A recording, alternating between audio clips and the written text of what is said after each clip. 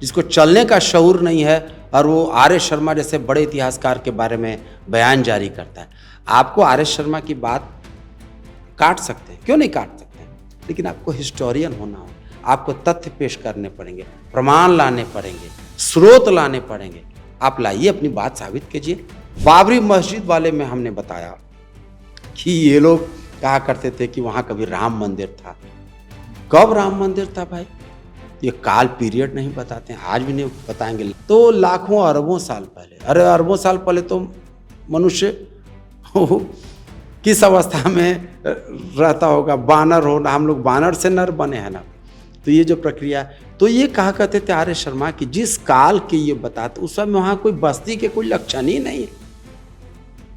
इससे लगता था कि उसको पॉलिटिकल पावर चाहिए था, पॉलिटिकल पावर के राम मंदिर पर झूठा प्रचार लगा रहे थे। उसमें सबसे बड़ी बाधा, देश का एक प्रतिष्ठित इतिहासकार इनके सामने खड़ा हो गया, इनके सामने खड़े होके सीना तान के खड़ा होकर तुम झूठ बोल रहे हो, तो किसी की हिम्मत नहीं थी उसके खिलाफ बोलने की। पहले आदमी थे आर एस शर्मा जिन्होंने इंडियन हिस्ट्री कांग्रेस में इमरजेंसी के खिलाफ प्रस्ताव पास किया, वर्ल्ड आर्कियोलॉजी कांग्रेस में उसके खिलाफ प्रस्ताव पास किया, हिस्टोरियन ने प्रस्ताव पास किया। हाँ, और ये इतना बड़ा साहस था उस वक्त, जो भय और आतंक का माहौल था, इसमें कोई सामान्य बात नहीं थी। ये आर एस शर्मा का।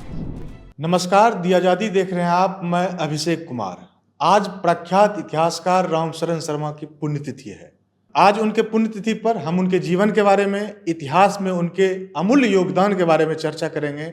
इस खास विषय पर चर्चा करने के लिए हमारे साथ हैं प्रगतिशील लेखक संघ के महासचिव अनीश अंकुर जी। तो सबसे पहले तो स्वागत है आपका हमारे चैनल। जी शुक्रिया।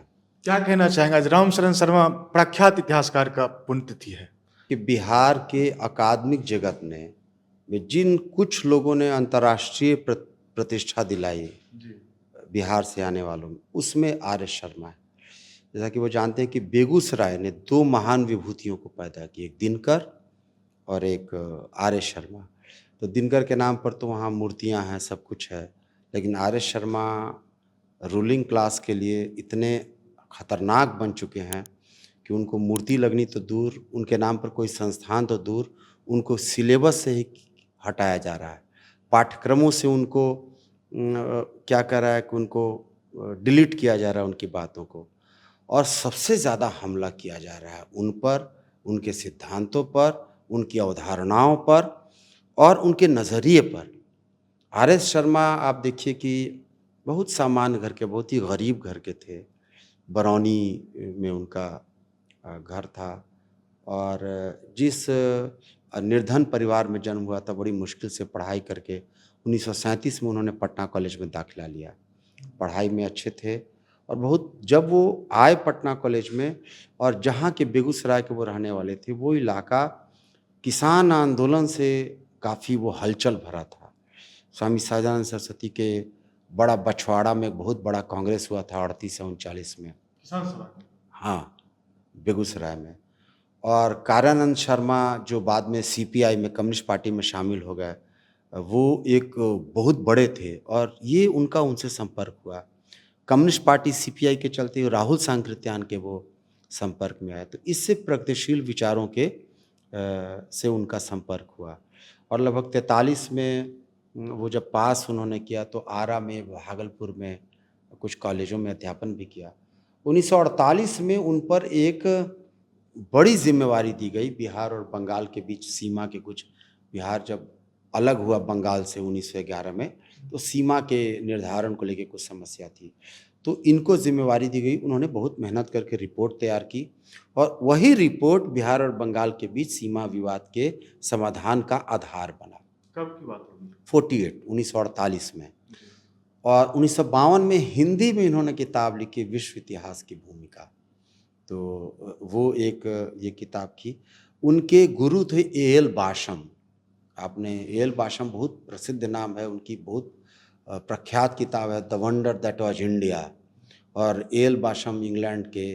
तो वो उनके प्रभाव में अंडर में पीएचडी भी की। ये जो शुद्धराज पर, ये उनकी दरअसल पीएचडी थीसिस है। ये किताब के रूप में प्रकाशित हुई 1958 में, और जब ये किताब प्रकाशित होकर आई, तब भारत में सबाल्टर्न स्टडीज जो 80 के दशक में शुरू हुआ, उससे लगभग 3 दशक पहले आर एस शर्मा ये काम करते थे। शूद्रों के बारे में, शूद्र कौन थे, उसकी पड़ताल की। इससे पहले अम्बेडकर की भी एक किताब इसी विषय पर है, वो शूद्राज इन एंशियंट इंडिया, या प्राचीन भारत में शूद्रों का इतिहास का पहला चैप्टर ही है शूद्र कौन थे।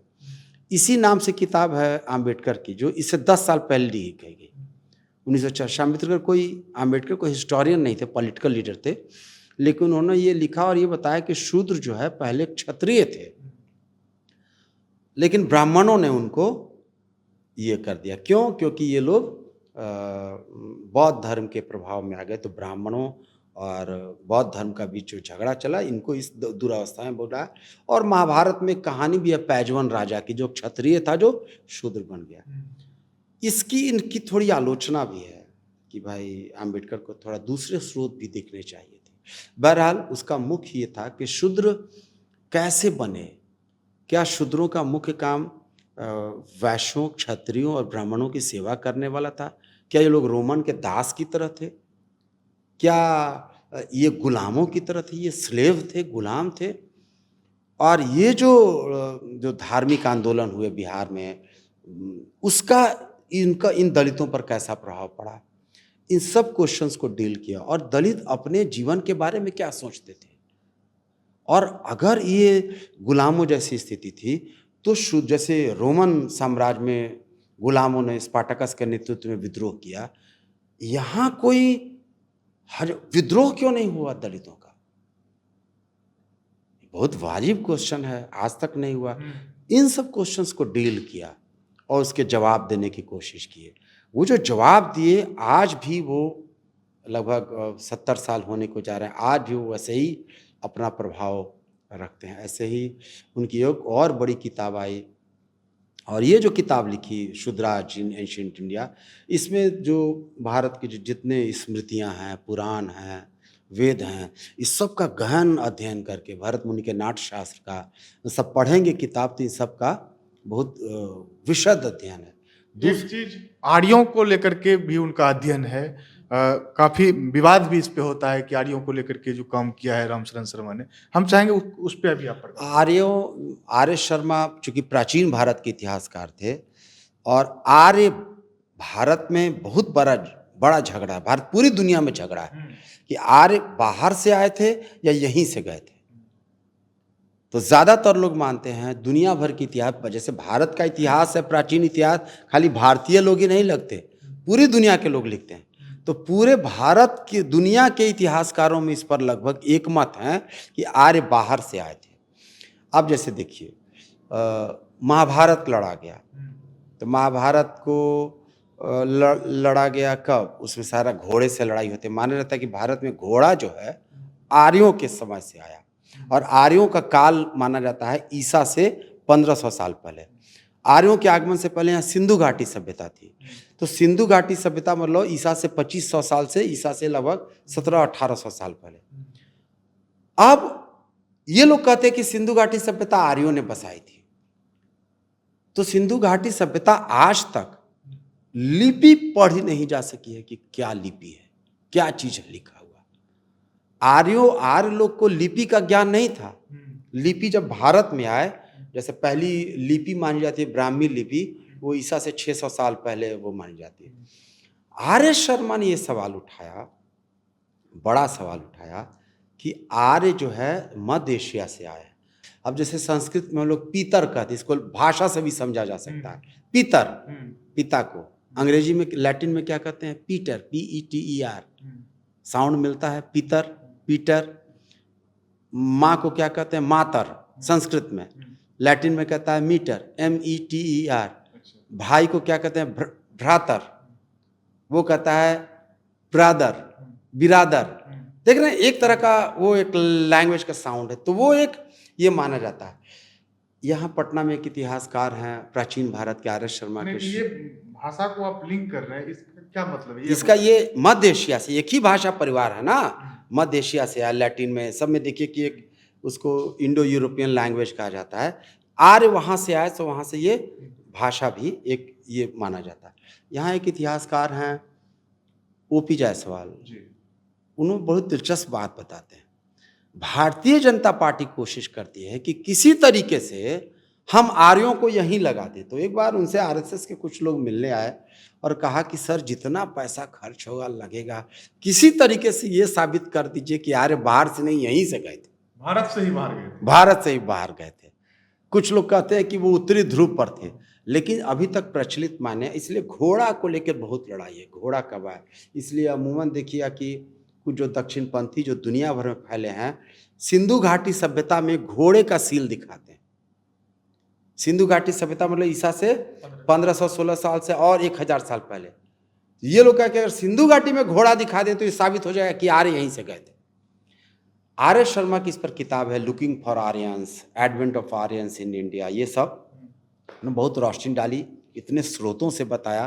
तो ये एक बात है। आर्य शर्मा पर एक और बड़ा काम है भारतीय सामंतवाद, इंडियन फ्यूडलिज्म पर। क्या भारत में फ्यूडलिज्म था? ये लोग मानते हैं कि भाई यूरोप पहला काम उन्हीं का है क्या? बहुत मेजर काम है जिसने बहुत बहस पैदा किया। देखिए भारत में मार्क्सवादी जो इतिहास लेखन है, शुरुआत मानी जाती है डांगे से। 1949 में उनकी किताब आई, India from primitive communism to slavery. फिर बाद में डीडी कोसाम्बी की किताब आती है, an introduction to Indian history, वो किताब है।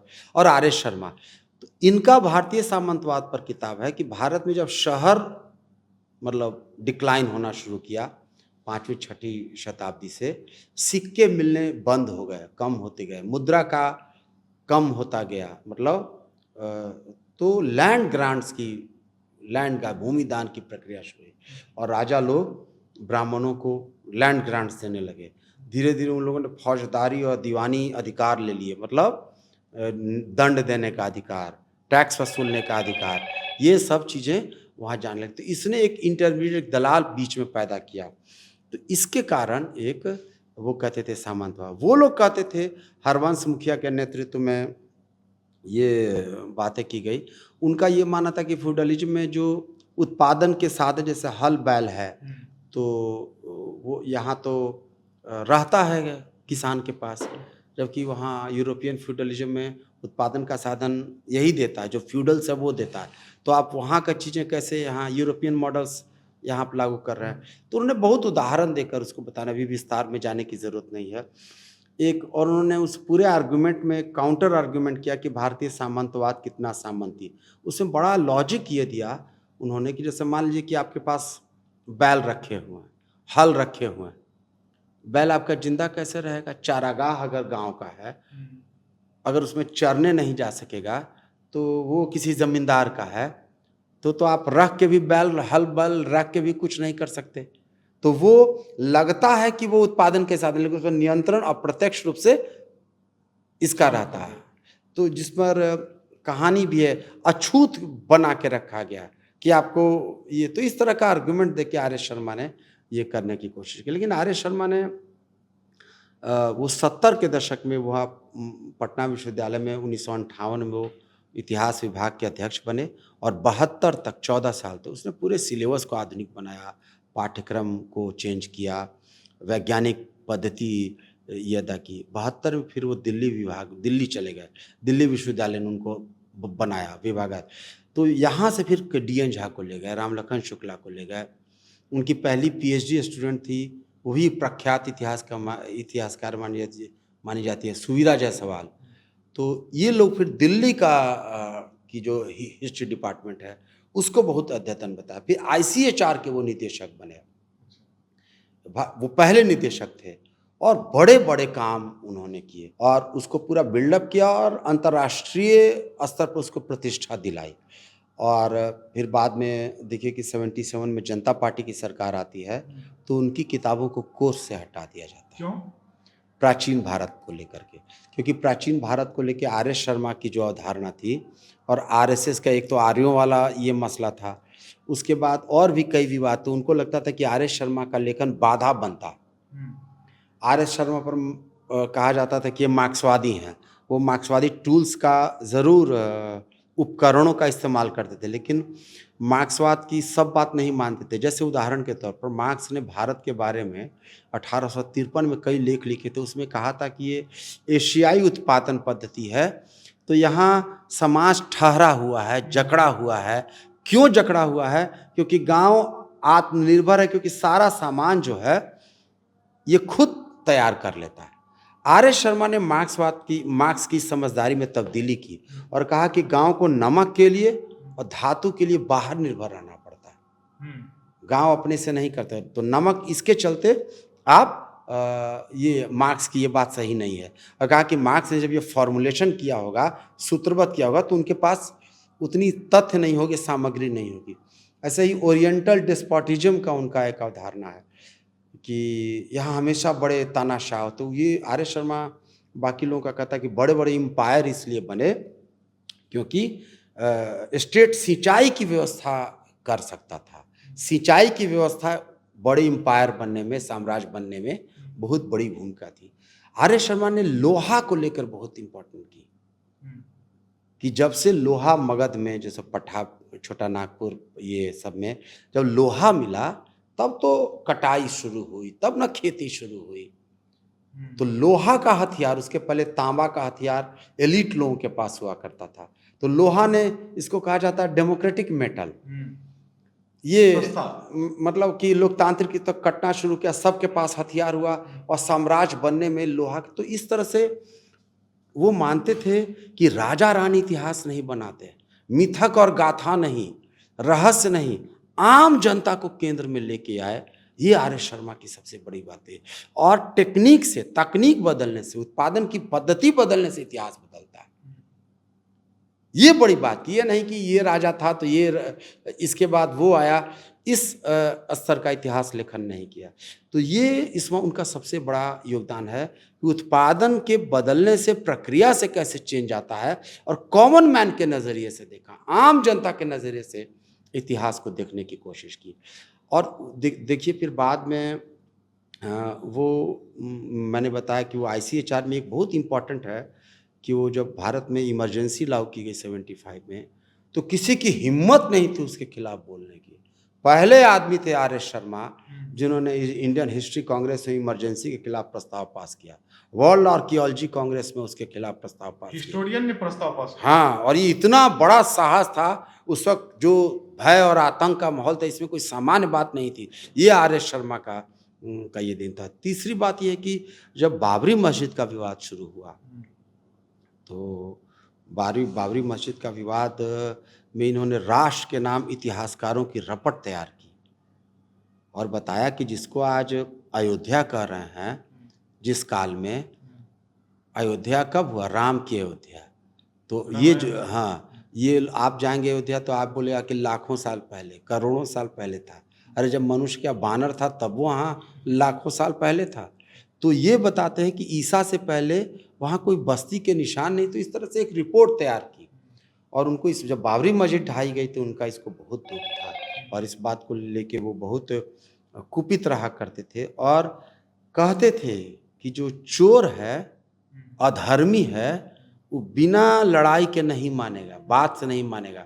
तो सांप्रदायिक शक्तियों से लोहा लेने के लिए लगातार, और वो देखिए भारतीय CPI के, भारतीय कम्युनिस्ट पार्टी के क्लोज थे, सदस्य माने, पॉलिटिकल पार्टी से भी जुड़े थे, पॉलिटिकल CPI से बहुत ज़्यादा। जैसा कि मैंने बताया कि कार्यानंद शर्मा से लेके काफ़ी लंबा समय तक इससे जुड़ाव था, पार्टी के कार्यक्रमों में जाना, जुड़ाव रहना। खुद क्या वे अपने अंतिम दिन में पार्टी से जुड़े? नहीं, शुरू से, बहुत प्रारंभ से ही क्लोज थे।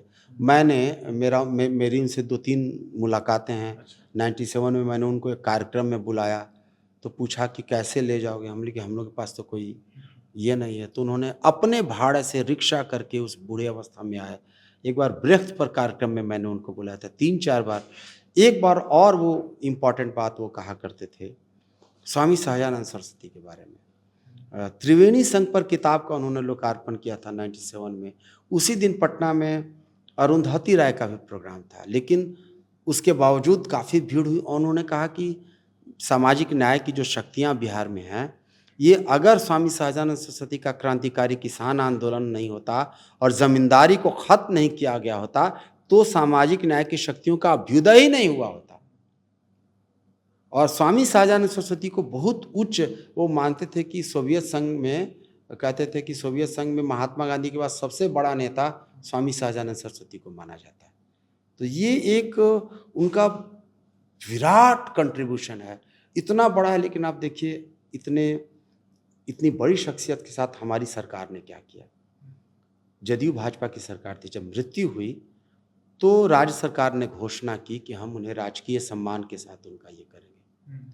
लेकिन भारतीय जनता पार्टी के दबाव में इतनी चिढ़ थी आरएसएस से उनको कि इस आदमी के चलते हम अपना जो प्राचीन भारत का जो स्ट्रक्चर नहीं खड़ा कर पा रहे, तो घोषणा नीतीश कुमार गए उनके घर जो बोरिंग रोड वाले आवास थी, घोषणा की कि राजकीय सम्मान दिया जाएगा। लेकिन भाजपा के दबाव में उनको राजकीय सम्मान नहीं दिया गया। लेकिन पत्रकारिता को देखिए कितनी बिकी हुई है। इसी अखबार ने अगले दिन लिखा कि आर.एस. शर्मा का राजकीय सम्मान के साथ अंत्येष्टि की गई। इसलिए जब बाद में जब मार्कंडे काटजू जब कमीशन थे, जब यहाँ आए बिहार में पत्रकारिता की जांच करने, तो हमने ये उदाहरण दिया। देखिए कि कैसे बिहार की पत्रकारिता गुलाम बन चुकी है। इतने बड़े इतिहासकार के साथ घोषणा की गई, भाजपा ने नहीं होने दिया, लेकिन फिर भी ये छिपा। तो हम लोगों ने उनके साथ, सरकार ने अच्छा कि उनकी मूर्ति नहीं है, कोई डिपार्टमेंट उनके नाम पर नहीं है, जबकि उनके शिष्यों का बहुत। और अभी पिछले 10 साल से मोदी राज में उनकी तमाम अवधारणाओं पर, नज़रिए पर बहुत कस के हमला किया जा रहा है। अब जबकि इतिहास में लगातार नए तथ्य आते हैं, नई तब्दीलियां आती हैं, तो नई रोशनी पड़ती हैं, लेकिन आर.एस. शर्मा आज भी बीकन लाइट की तरह, प्रकाश स्तंभ की तरह है, न सिर्फ इतिहासकारों के लिए बल्कि तमाम धर्मनिरपेक्ष लोकतांत्रिक शक्तियों के लिए। कहा करते थे कि लड़ना पड़ेगा सड़क पर, बगैर सड़क पे खिर जो अब घर में बैठे अकादमिक नहीं थे, एक्टिविस्ट की तरह काम करते थे। ये उनका बहुत बड़ा योगदान। लगभग 15 भाषाओं में उनकी किताबों के अनुवाद हुए हैं, 110 के लगभग किताब हैं उनकी। कुल 110 किताबें लिखी। मृत्यु जब हुई 111 अगस्त को, तो जून महीने से उन्होंने कहना शुरू किया। वो लिख नहीं पा रहे थे, कहा कि जब मैं लिख नहीं पाऊंगा तो जी के क्या करूंगा। देखिए किस तरह का कमिटमेंट था। और मेरा तो कई बार व्यक्तिगत उनसे था, कई बार आना जाना होता था। और आज ये दिन है उनको याद करने का। और आज भारत में जो सबसे बड़ा खतरा है सांप्रदायिक शक्तियों का, उससे लोहा लेने के लिए आज भी लड़ने वाली ताकतों को सबसे ज़्यादा प्रेरणा आर.एस. शर्मा से मिल रही है। एक चीज ये जानना चाहेंगे कि बीजेपी आरएसएस को आर.एस. शर्मा से क्या दिक्कतें हैं, क्यों वे लोग इतना उनको लेकर के? बीजेपी देखिए अब जैसे भाजपा हर मसले को ये करती है, सांप्रदायिक दृष्टिकोण से देखती है। जैसे मान लीजिए कि सोमनाथ मंदिर है गुजरात में, ये लोग कहते हैं कि मुसलमानों ने उसको तोड़ा। एक तो यही है। आर.एस. शर्मा कहते थे ये बात सही है कि मुसलमानों ने तोड़ा, लेकिन वो मंदिर पर नहीं, संपत्ति की वजह से गए। जैसे मस्जिद में जाएंगे तो मस्जिद खाली जगह रहती है। सोमनाथ मंदिर के पास 3000 गांव की रॉयल्टी थी, हजारों दासियां थी, चढ़ावा आता था। आज भी भारत के मंदिरों में जाएंगे, दक्षिण के मंदिरों में अपार संपत्ति है। उनका कहना कि संपत्ति के कारण हमला। प्राचीन समय में संपत्ति का केंद्र हुआ करता था मंदिर मंदिर में। और एक भी आता कि जैसे आपका दुश्मन है, वो आपका गर्भगृह है मंदिर में, तो आपको ह्यूमिलिएट करने के लिए भी वो उसको करता था। तो इसके पीछे कोई धार्मिक वजह नहीं है। आर.एस. शर्मा ये कहते थे कि इतिहास में दोनों पक्षों ने एतराज किया। ये लोग कहते हैं कि आर.एस. शर्मा मुस्लिम तुष्टिकरण, उन्होंने कहा कि मुसलमानों ने भी जहाँ जाति किया, गलत किया, उसका भी विरोध किया। ऐसा उसने कुछ उन्होंने कहा कि मुसलमानों ने भी जो अगर ये मंदिर तोड़ा तो उसको छुपाने की बात नहीं है, कारण क्या है ये ना बताना पड़ेगा। आप कह रहे हैं कि धार्मिक कारण, सच इतिहास बताना, सच आपको बताना पड़ेगा। वो संपत्ति लूटने आता था। ऐसे ही आर्यों के बारे में हम लोग काफ़ी बातचीत, बाबरी मस्जिद वाले में हमने बताया कि ये लोग कहा करते थे कि वहाँ कभी राम मंदिर था। कब राम मंदिर था भाई? तो ये काल पीरियड नहीं बताते हैं, आज भी नहीं बताएंगे। लाखों आप, मैं अयोध्या मुझे जाने के, बाबरी मस्जिद के ध्वंस के 2 साल के बाद में गया था। पूछता था कि भाई हर घर में आपको जाएगा, हर मंदिर में कहेगा कि राम का यहीं जन्म हुआ था, सीता यहीं पैदा हुई थी। पूछा कि कब पैदा हुई थी? तो लाखों अरबों साल पहले। अरे अरबों साल पहले तो मनुष्य किस अवस्था में रहता होगा, बानर हो ना, हम लोग बानर से नर बने हैं ना।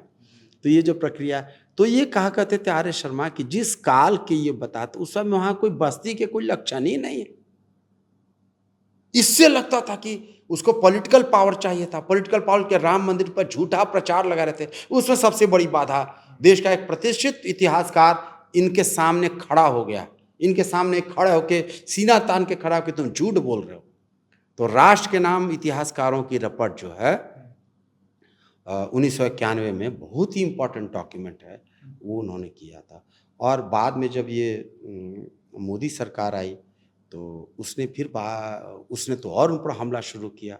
मोदी सरकार ने जिस तरह से निचले स्तर पर जाके, लेकिन आर एस शर्मा बड़ी दिलचस्प बात कहते थे कि आर एस शर्मा आरएसएस हम पर हमला करता है, मेरा नाम है आर राम शरण शर्मा आरएसएस।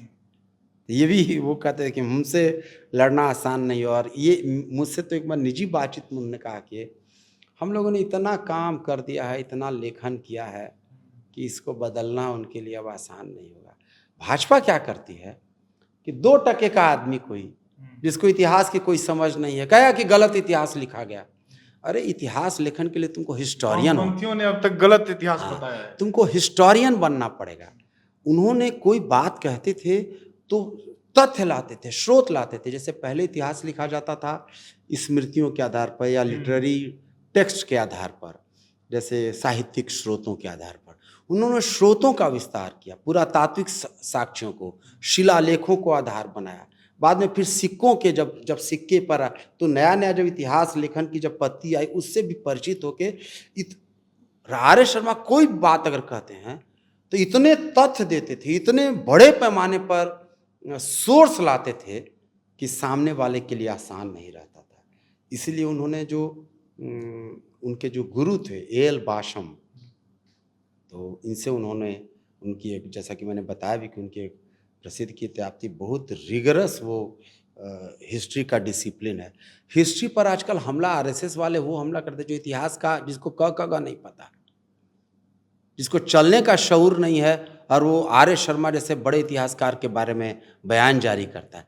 आपको आर एस शर्मा की बात काट सकते हैं, क्यों नहीं काट सकते हैं, लेकिन आपको हिस्टोरियन होना होगा, आपको तथ्य पेश करने पड़ेंगे, प्रमाण लाने पड़ेंगे, स्रोत लाने पड़ेंगे। आप लाइए, अपनी बात साबित कीजिए। जरूरी नहीं कि आज जो इतिहास में आर एस शर्मा एक बहुत अच्छी बात कहते थे, महाभारत के शांति पर्व का उदाहरण देते थे कि काल बदलने से धर्म अधर्म हो जाता है और अधर्म धर्म में तब्दील हो जाता है। समय सबसे इम्पोर्टेंट है, संदर्भ इम्पोर्टेंट है, कब किस टाइम में आप बात कर रहे हैं। धन्यवाद हमसे इस लंबी बातचीत के लिए। शुक्रिया। सुना आपने आर एस शर्मा जो प्रख्यात इतिहासकार हैं, उनके जीवन के बारे में, इतिहास में उनके योगदान को लेकर के हमने अनीश अंकुर जी से व्यापक चर्चा की। मिलेंगे इसी तरह के फिर किसी अन्य वीडियो के साथ, तब तक के लिए बहुत बहुत धन्यवाद।